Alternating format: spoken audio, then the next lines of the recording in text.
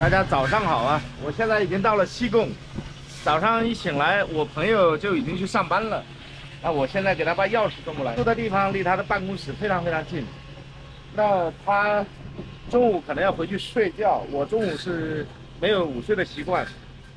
我现在已经到这个他公司楼下的咖啡店，点一杯咖啡，喝杯咖啡，等等他。原来在胡志明住的时候呢，这家咖啡我经常来的，主要是喜欢这里的调调啊，这边的咖啡厅非常的漂亮啊，老魏也拍过。那这里呢是我朋友于哥他公司的附近，我朋友于哥呢他是做那个检测设备的，就是防漏的检测设备，漏气漏液啊，在越南也做了好多年了，做的也相当不错。好，他已经来了。于哥早上好。会享受啊！哈哈哈，来把钥匙给您。于总现在搞轻断食，他这个中午呢，他不吃饭，我现在给他喝了一杯咖啡，然后中午来吃一顿，出来吃点东西。在一个越南快餐，我们以前来吃过的。Hello， cái này， mau lên， cái này， 啊，看看还有什么吃的啊？cái này，OK，Thank you。这是平盛郡越南社区一个小的快餐店啊，来吃了一份快餐。啊，这个地方呢，我跟于哥以前我们来吃过。啊，这边非常热闹啊，这边就是一个小市场，啊，这是越南的社区。好，我的饭来了。Cảm ơn, bao nhiêu tiền? Bao nhiêu? Dạ, bao nhiêu tiền? Cái này là 88? 5 5 năm, OK。 85 cũng được。55000越盾，我还是听错了，是58000越盾。那么档 ，OK， 咱们找了2000。它这个卤肉里面还有个蛋，我也点了个蛋，今天多吃个蛋。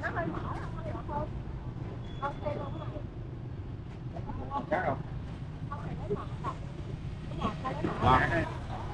我在平阳新城的时候，几个朋友说啊，这个浑身难受。他有时候湿啊，体内的湿排不出来。越南你看着是比较干燥，然后比较炎热，但体内的湿气会很重。要吃点苦瓜，喝点凉茶，排湿，刮刮痧，把火罐。吃了饭呢，给杰哥约了一下，杰哥现在在11郡，那我从平盛郡呢到11郡差不多要半个小时，正好他差不多应该也能吃好饭，过去找他一下。好久没有见杰哥了，比较想念啊。现在我去找他，这一会儿的功夫啊，这个摩托车垫子晒得屁股烫啊，好热的。好，现在我们出发啊。现在平盛郡这边呢比较热闹，也是一个比较繁华的一个社区，而且相对来讲这里外国人很多。这周边的咖啡店啊都非常多，生活是非常舒服的。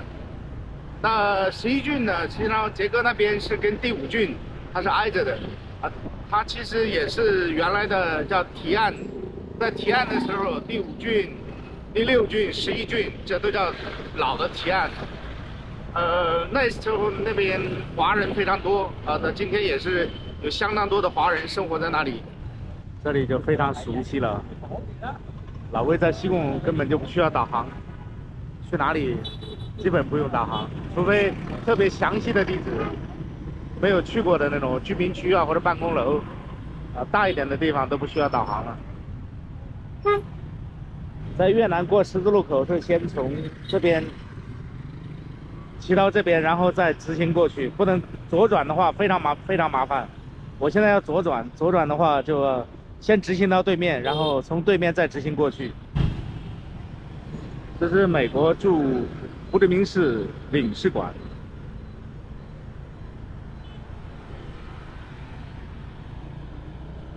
这里和中国一样，每天都有大量的人在排队。准备拿美国签证。我们再看一眼红教堂，红教堂还没有修好啊，感觉遥遥无期啊，修了5、6年了。就是老魏第一次来到越南在修，现在还在修。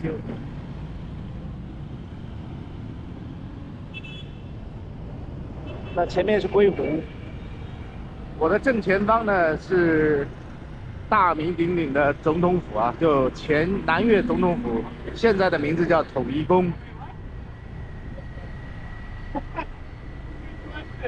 越南在1975年4月30号南北统一之后，这里更名为统一宫。然后胡志明市西贡呢也正式更名为胡志明市，也是为了纪念胡志明胡志明就是越南的前国家领导人啊。其实我们脚下走的路正对着总统府，然后总统府呢这条路一直可以到西贡河。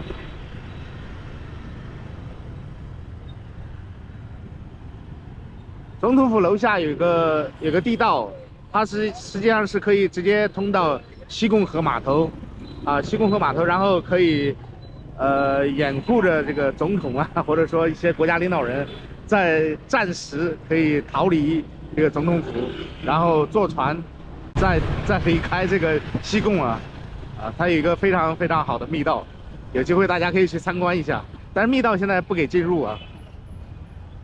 那给大家介绍一下这个食品街，这个食品街是在2015年建立的。那这里呢，食品相对来说比较贵，但是它在这一条街上集合了越南从南到北的各种美食，然后我们在越南可以一次性的领略到整个越南从南到北的美食。当然了，这个是以针对外国游客为主的，所以它的价格相对来说比较贵。那你如果在这儿吃，你会觉得哇，越南的食品怎么会这么贵？但是如果你到越南的餐厅去吃，或者普通的南部或者北部都各有代表的一些食品，你到他们那种店里去吃，价格就非常便宜也非常正宗。那相对来说呢，这边是给游客的，我觉得从口感上正宗的角度来讲还行但是价格上那就是更行了特别贵啊。有一个大发现这前面这栋楼感觉空荡荡的，没有人住了一样不知道是不是变成危楼了，是不是感觉像没有人住了，窗户门都是开着的。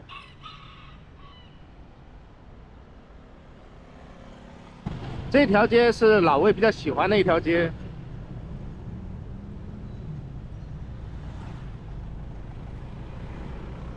街道两边都是又粗又高的这种法式的梧桐而且两边的建筑呢都是充满着法式风情，又有着浓浓的越南风格这个街道两边的餐厅和酒店就比较多 ，hotel 很多也有很多中国朋友来到这边，来到西贡非常愿意住在这边。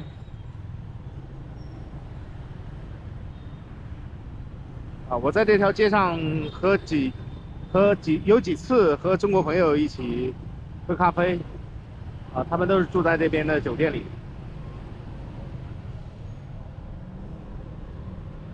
这有非常有名的，或者说装修非常豪华、非常精致的一些越南餐厅。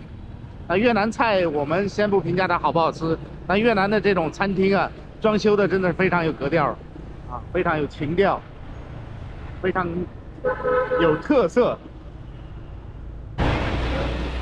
大家可以看到，这个马路其中一侧的梧桐树已经没有了，那就是1975年之后呢，南越政府失败以后然后南北统一之后，越南政府砍伐了一部分，那后来没有树苗栽上，然后就只剩了一排这种街道老魏是非常非常喜欢。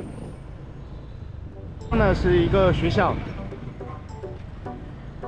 应该是医院，我感觉是医院，我记得是医院是医院，医院还是学校？学校吗？再往前是有一家医院。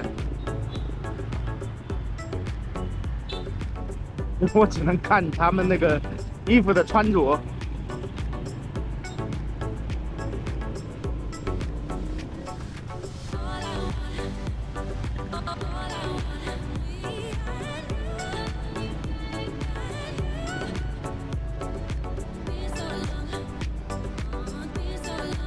这个街道的主要建筑呢，大多数都是在1975年之前就已经有了的。那有一部分呢是近代啊，就是南北统一之后才修建的。刚刚那条路的越南文名字呢叫裴氏村，我刚刚在路上一时没有想起来，我一直想说，哎，那叫什么名字啊？叫裴氏村呢。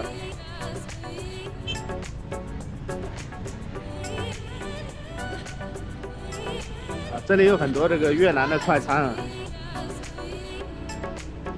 越南的快餐相对来说价格比较便宜，很多越南的打工族都很喜欢吃越式的快餐，因为它的菜呢相对来说味道还可以啊，又有很多蔬菜，价格也不贵，一个越南人吃的话不到人民币不到10块钱，也就是1个多美金，差不多1个美金就能吃饱了。这个树特别高啊，要用这种特殊的设备，我也叫不上那个名字啊，来进行把这个树修理一下。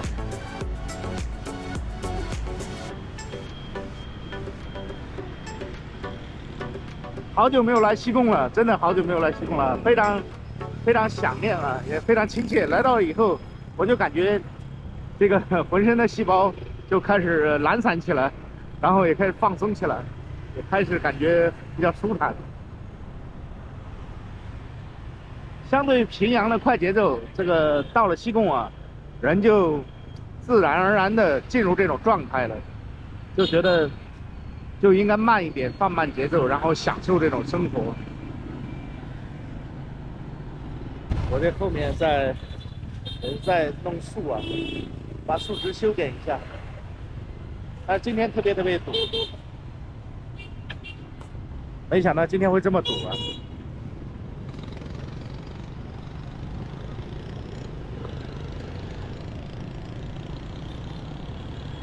车辆非常多，当然这也是西贡的常态，西贡每天都很堵。前方呢，过了这个花坛就进入了阮志清路。那阮志清路呢是越南胡志明市第5郡和第11郡的一个分界。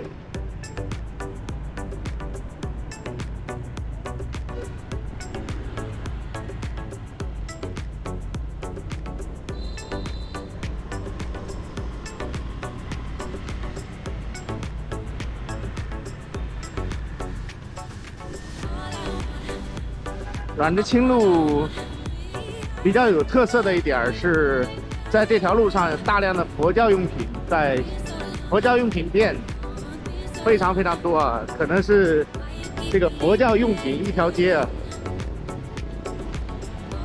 大家可以看到处都是各种佛教用品啊，宗教用品吧，我们说宗教用品比较恰当一点，因为可能也不仅仅是佛教，包括越南的那个原生宗教。高台教的一些东西这里也有啊，基督教的相对比较少啊，很少看到基督教的东西在这里卖。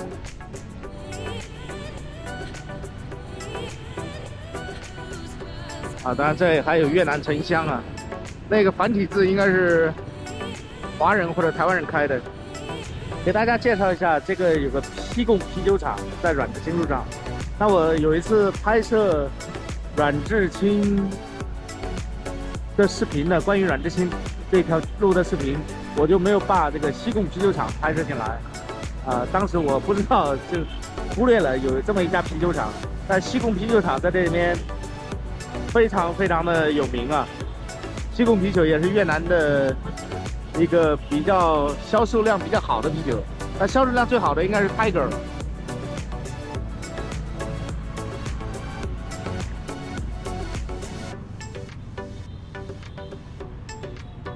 这是啤酒生产的这种罐子啊，这个建筑比较新，应该是新盖的，在之前好像是老魏不觉得没有印象了，应该是新盖的或者新装修的，很漂亮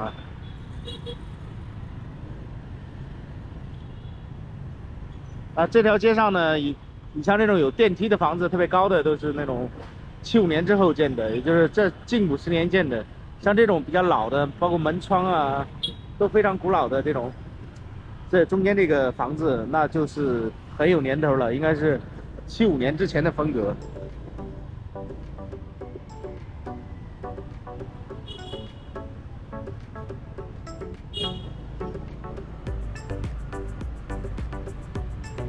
那在左前方呢，有一家医院，这家医院叫大水货医院。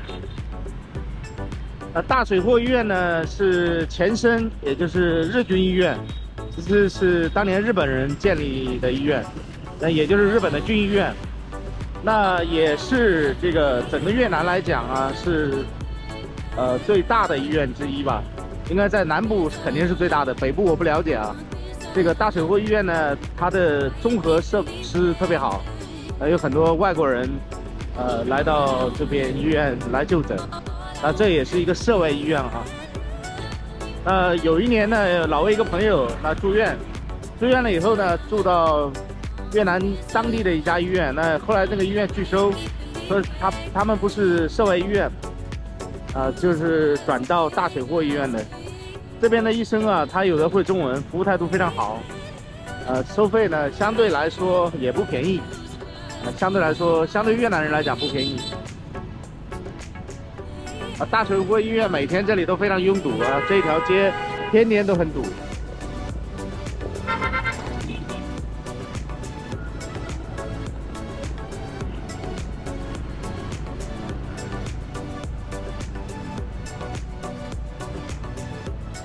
过了大水货医院，大概再走个几百米就到杰哥家了。我跟杰哥，我们走路的话，经常是绕过这个大水货医院啊，因为门口在我们从前面有小路可以穿插过去。那今天老魏是为了拍视频啊，让大家一起感受一下这个大水货医院。那我现在走这种小路，走小路的话，相对来说车少啊，就没有那么拥堵，然后也比较好走。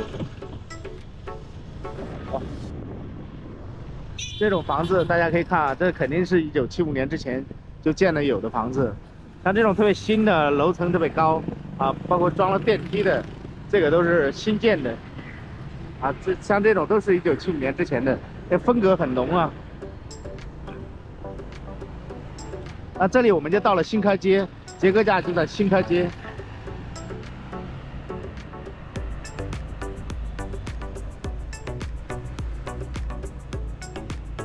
新开街也是比较古老的一条街道了，很多年了。包括杰哥住的房子是1950几年盖的房子，当时杰哥还没有出生呢。